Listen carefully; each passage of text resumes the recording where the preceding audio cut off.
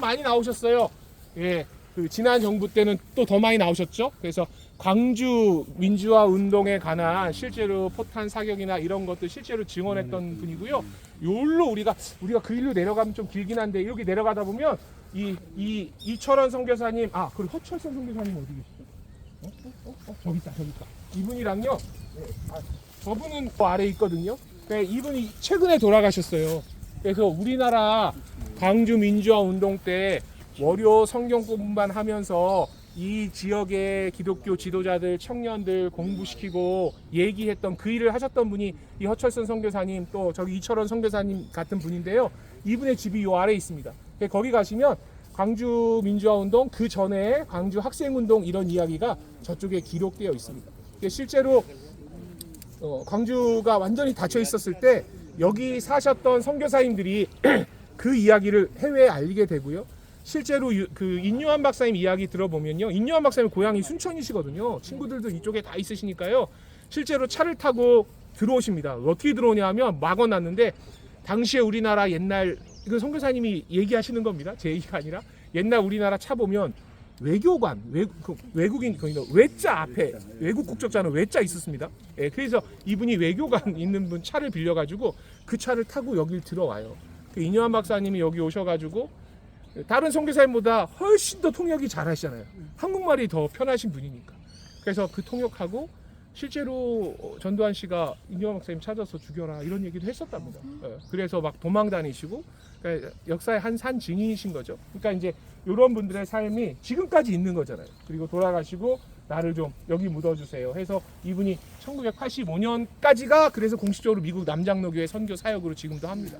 예, 여전히 남아 계신 분들 있죠. 인요한 박사님, 대전의 외국인 학교에 가시면 거기도 제가 그 남편분이 모건대학교 교수님이시고요. 사모님 외국 선교사님이셨던 분이 남장로교회 선교사님 남아 계신 분도 계시고, 그런 역사가 지금까지 쓰여져 있는 거죠. 제가 잠깐 시간 드리면 저쪽 가서 보시면 이분들 이야기 궁금하신 분들은 가볍게 다 쓰여 있어요. 이 오웬 선교사님이 우리나라에서 사역하시다가 갑작스럽게 돌아가시게 되면서 아까 영상에 잠깐 보셨죠? 사모님이랑 어린 네 딸을 남겨놓고 이분이 돌아가셨던 거예요. 의사로서도 참 탁월하고 귀한 분이었지만 이후에 복음 전파가 더 중요하다라는 생각을 가져서, 그러니까 의사들 중에도요, 의사 선교사들 중에도 세 가지 부류가 있었습니다. 이게 뭐가 옳다 그르다의 부분은 절대 아닙니다. 복음을 먼저 전해야 됩니다. 이렇게 했던 분이 계시고요. 일단 환자가 오면 그래도 병을 먼저 진료해야 되죠. 중도를 하셨던 분도 있고요. 사실 이 문제 때문에 선교사님 안에서도 되게 많이 실제로 싸움도 일어나고 그럽니다. 그거 조절 안 하고 어렵기도 했고요. 어쨌든 이 선교사님은 후배 의사들이 많이 왔으니까 복음 전도자로서 이분이 다녔던 노선을 보면요, 정말 우리나라 남도의 해안을 다 쫓아다니며 보성 저 땅끝부터요, 청산도부터 온 섬을 다니면서 교회를 개척했던 분이 이 오웬 선교사님이십니다. 근데요, 이 선교사님의 기념비가 우리가 밥 먹으러 가는 거기 바로 옆에 있는데 오웬 기념각이라는 건물이 있는데, 이 선교사님의 이름을 이 앞에 한자로 새길 때 오기원이라고 또는 오원이라고 영어로 안 새겨놨어요. 뭐라고 새겨놨냐면요, 한국인들이 불렀던 이름이에요. 그게 뭐냐면 오목사예요. 오목사. 그러니까 한국인들이 이분을 부를 때 그렇게 부른 거예요. 오목사, 오목사, 오목사님 편하게. 이게 쉽지 않잖아요. 그들 곁에 정말로 가까이 갔고 조선인들이 너무너무 사랑했던 목회자 중에 한 분이 이 오웬 선교사님이라는 거죠.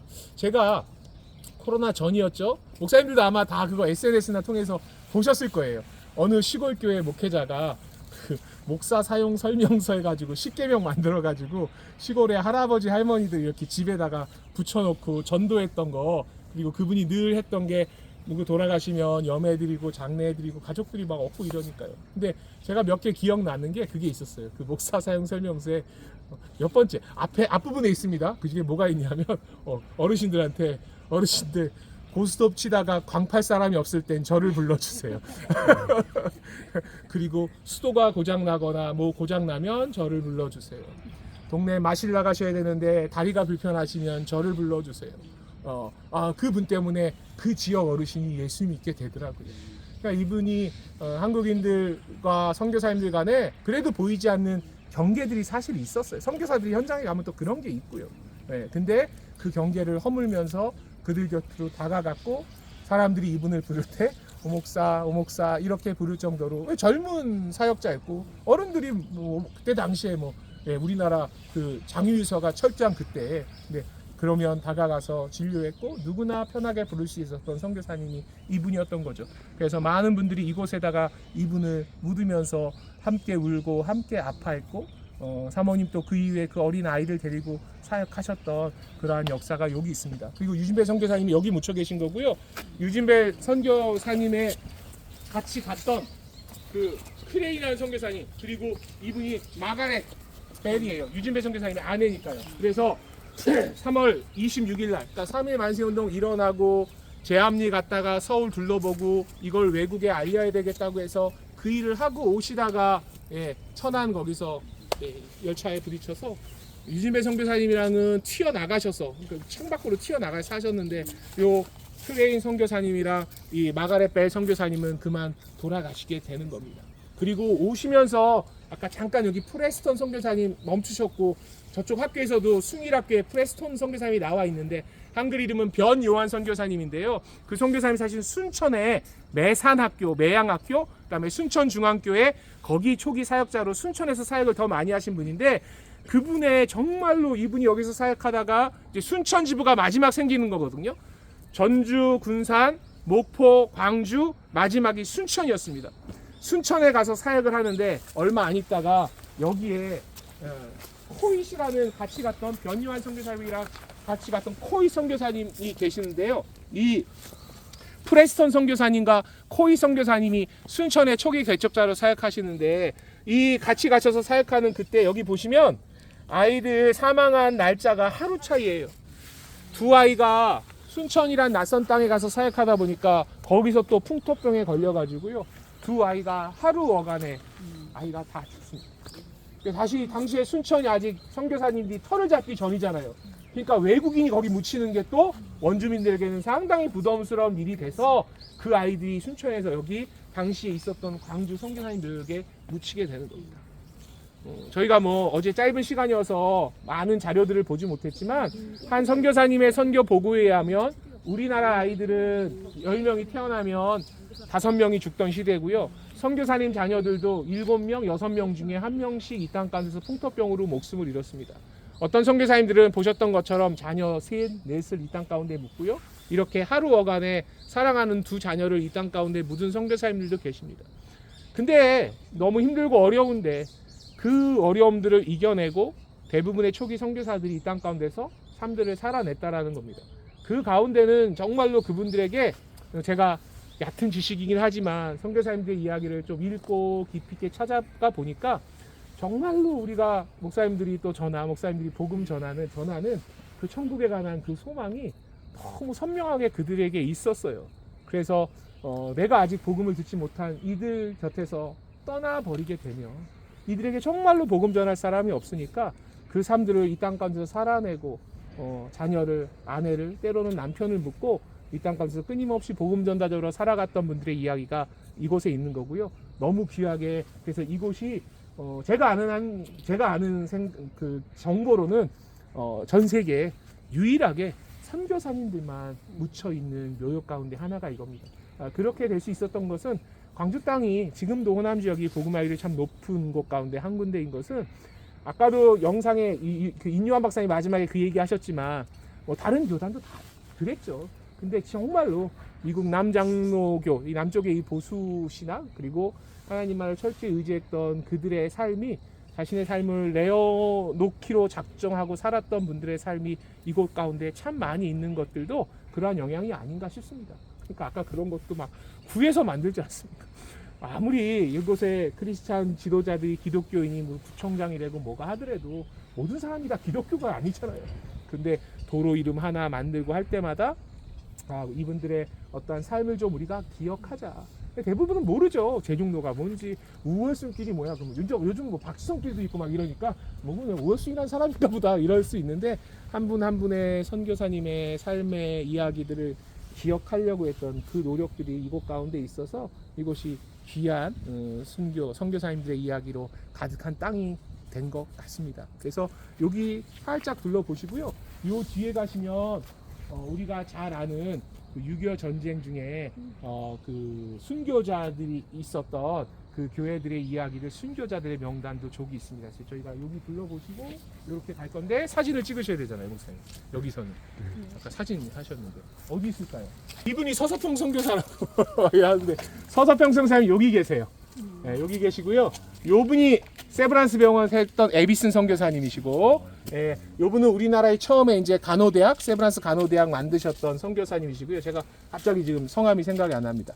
예, 그렇고 요분이 이제 서서평 선교사님이고, 요 이일학교가 이제 지금의 한일 장신대학교가 되는 거고요. 그 아래 그래도 쭉 살짝 보시면서 오시면 좋을 것 같아요. 여긴 다 건물 이야기였고요.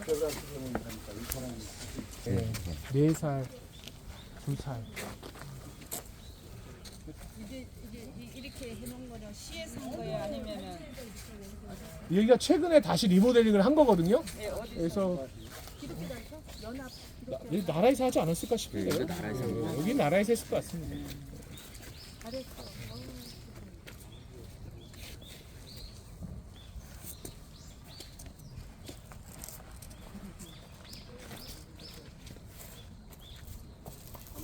그리고 이제 가 있다가는 염산교회다. 여기 이제 염산교회 교인들 순교자들 이름이 있는 거고요. 또한 뭐 아시는 교회들 중에 하나가 이제 이쪽에 야월교회, 그죠?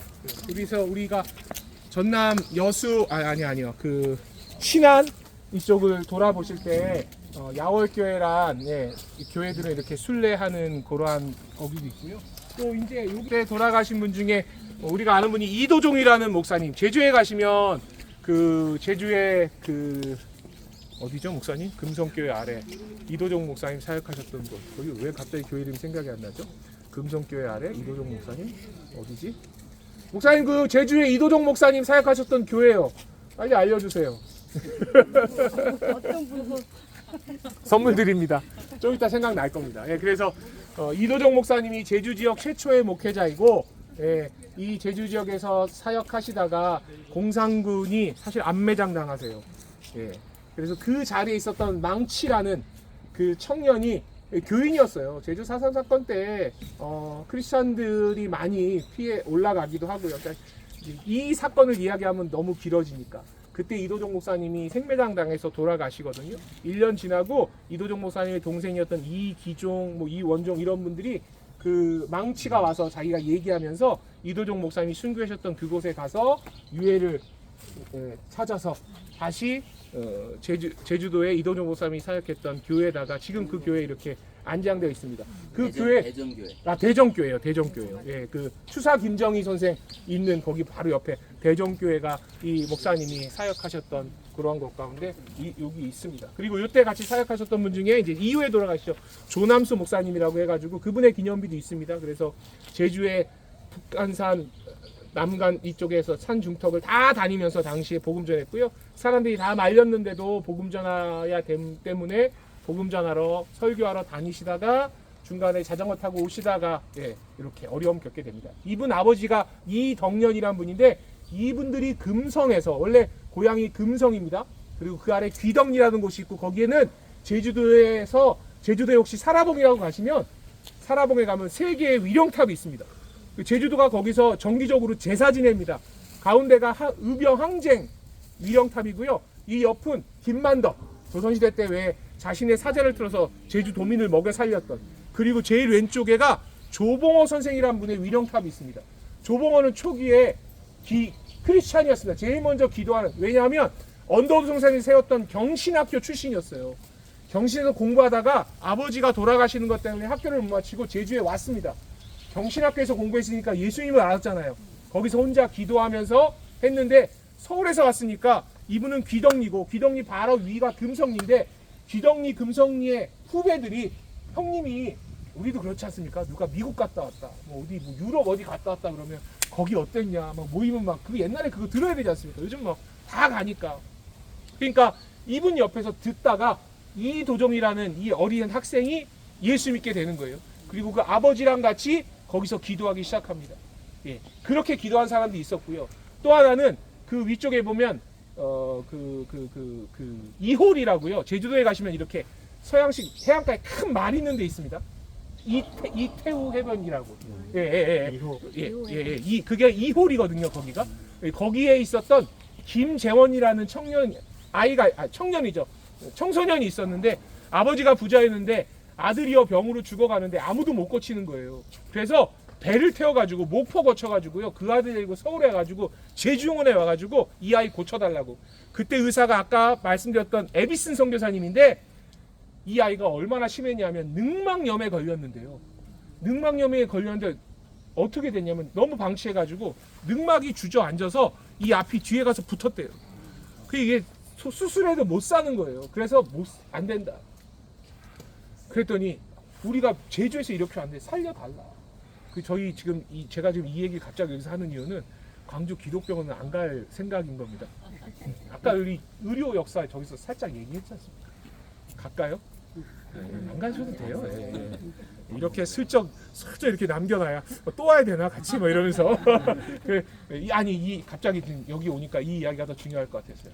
그래서 이 에비슨 선교사님이 이렇게 얘기하는 거예요. 그러면 수술하다 죽을 수도 있다. 근데 영혼은 구원받아야 되니까 영접기도 하자. 예수 믿자. 그분들이 진짜 예수 믿었겠습니까? 일단 기도 받고 이렇게 하면 해준다니까. 어차피 죽는 거니까요. 그렇게 해서 했는데 에비슨 선생 기록에 보면 2년간 7번의 대수술을 해가지고요. 이 김지엄 씨가 삽니다. 그리고 2년 동안 이제 아버지는 계속 있을 수 없잖아요. 맡겨놓고 떠난 거고 이분은 세브란스에서 2년간 치료받아요. 세브란스 당시에 매일 아침마다 채플 드렸어요. 예배 드리고 2년간요 꼼짝 못합니다. 그 침술 사역이나 의료 사역 가운데 그 영양제 꽂아놓고 선교하는 거 진짜 좋습니다. 특별히 침 꽂아놓으면요 이 사람들이 쫄아가지고요 아무데도 못 갑니다. 이러고 있습니다. 복음 전합니다. 네 아멘 아멘 하라고. 저희도 선교지에서 그런 적이 있는데 여기다 바늘 꽂아놓으면 막 바짝 긴장해가지고 그런 일이 있는데 이분이 그 2년 동안 예수 믿게 되는 거예요. 그리고 돌아와요. 아버지가 위독해서 그 아버지가 돌아가세요. 이호리에서. 근데 이 아들이요 우리 제사 안 지냅니다. 예수 믿었잖아요. 그 마을 어른들이 어떻게 하는지 아십니까? 이 김재원 이 청년을 멍석에 말아버립니다. 당시 죽인다는 얘기입니다. 멍석에 만다는 얘기는 쉽게 얘기해서 죄송합니다 이런 말 써서 원래 장애라고 해야 된다 그냥 병신되거나 죽는 겁니다. 멍석만이 한다는 얘기는. 그때 그 어머니가 그 아이를 감싸고 이렇게 얘기했어요. 제주의 용하다는 의원도 무당도 점쟁이도 아무도 못 고쳤는데 예수가 고쳤다는데 나도 오늘부터 예수 믿습니다. 그래서 그 아들이 살아나요. 그 가정이 기도합니다. 그리고 나서 김지연 씨가 복음 전하는 거예요. 이때 김지연 씨가 1907년에 에비슨 선교사한테 편지 보냅니다. 형사님, 제가 제주에서 복음 전하는데 너무너무 힘듭니다. 제주도에도 선교사를 좀 보내주세요. 여러분, 에비슨 선교사님이 그 편지를 가지고 어디 가서 읽는 줄 아십니까? 목사님들, 1907년 첫 번째 7인의 목사가 세워지는 그 동노회가 열리는 평양에서 그 편지를 읽습니다. 그 노회가 동노회가 끝나고 7분의 목사님이 모여서 회의한 첫 번째 회의 안건이 우리가 선교사들 때문에 예수 믿었으니까 선교사 가야 됩니다. 누가 가겠습니까? 이 뒤에부터 뇌피셜이죠. 야사입니다. 모든 분이 이기풍 목사님을 지목했다고. 그래서 이기풍 목사님 여기 뒤엔 진짜죠? 와가지고 사모님에게, 유남의 사모님에게 우리가 그 제주도에 선교지로 가는 것 때문에 고민한 어떻습니까 했을 때 그 사모님이 왜 그걸 고민하냐고, 우리가 가야 된다고 해서 목포에 왔다가 목포가 풍랑이 많아가지고 가족들 남겨놓고 혼자 오시다가 추자도에서 배가 난파당해서 추자도에 들어갔다가 그 추자도에 가시면 목사님 그때 저희 추자도에 가가지고 이기풍 목사님이 세운 교회들을 은퇴 장로님 권사님 모시고 거기 갔던 겁니다. 그곳에 한 해녀로부터 이기풍 목사님이 구출당하고 그 해녀가 예수 믿게 되고요. 그 추자도에 그래서 교회가 세워지는 거고요. 그 추자도의 교회에서 한 어린 청소년들이 자라서 예수 믿게 됩니다. 그분이 월드비전한 오재일 박사님, 그런 분들이 추자도 출신입니다. 그러니까 어느 한 인물들이 그냥 갑자기 오재식 오재일, 되게 한국 우리나라 근대사 가운데 아주 유명한 분들입니다. 그렇게 공부하게 되는 역사도 거기 있고 제주도 가서 사역할 때 너무 힘들었습니다. 근데 이기풍 이분이 제주도에 갈 수 있었던 게 우리는 이기풍 목사님의 위대함, 이 결단 아니요. 그 제주 땅 가운데 조봉호 선생, 이도종 이분, 그다음에 김재원, 이 김재원 이분이 제주 성례교회 최초의 장로님 되는 겁니다. 김재원, 홍순웅이라는 분이요. 그러면서 제주도가 되는 거고. 너무 대박인 거는요. 그 조봉호 선생은 독립운동가였습니다. 그때 당시에 제주에서 제주 사람들이 독립운동 자금을 모금합니다. 그래서 약 4,900 얼마인데요. 5,000원 정도가 모금되는데 아주 큰 재정이었거든요. 그거 옮기는 일을 하다가 발각이 돼가지고 조봉호 선생이요. 우리나라 당시에 3대 형무소가 있습니다. 여기 가면 죽는 겁니다. 그게 서대문 형무소, 하나가 대구 형무소, 하나가 함흥에 있는 형무소였어요. 그래서 이분이 제주에서 이 발각이 됐는데 대구까지 끌려가고요. 거기서 옥사합니다. 고문에 의해서. 시신을 안 내줍니다. 이때 이 조봉호 선생이요. 자기가 그걸 다 했다고 뒤집어 쓰고 순교자의 길을 가는 거예요. 그러니까 이분의 삶을 기념했던 제주시에서요. 그 사라봉이라는 그곳에다가 거기에다가 조봉호 선생 위령탑을 기념탑을 세우는 거예요. 그리고 이게 놀라운 일인지 안타까운 일인지 모르겠는데 거기 가면 요한계시록 말씀도 막 적혀 있거든요. 근데 그 아래 제단이 있고요. 거기서 이 사람들이 제사 지내는 도대체 뭔 정신인지 모르겠어요. 심지어 그 앞에 입구에다가 원래 전도사는 아니었는데 조봉호 전도사는 제주의 기독교의 뿌리 이렇게 써놓고 와서 제주에 이러면 안 됩니다. 근데 그냥 제가 이 말씀을 드리는 이유는 이름 없이 진짜 아무것 없이 뭐 이름은 남겨 있지만 돌아가신 수많은 무명의 그리스도인들의 그 기도와 헌신과 수고를 통해서 하나님께서 일하고 계신다는 게 세계 선교 역사 속에 한국교 역사 속에 있다라는 거죠.